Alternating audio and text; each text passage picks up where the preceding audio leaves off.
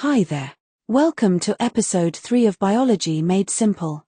Today, we're talking about genes, tiny sections of DNA that help define who we are. Genes are instructions written in the DNA molecule. They control how we grow, what color our eyes are, and how our bodies function. Every cell contains DNA, and inside it, thousands of genes.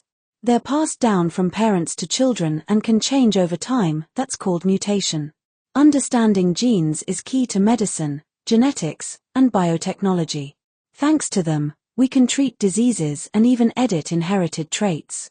So hit that subscribe button, give this video a thumbs up, and let us know in the comments, do you want to learn how inheritance works or what mutations really are?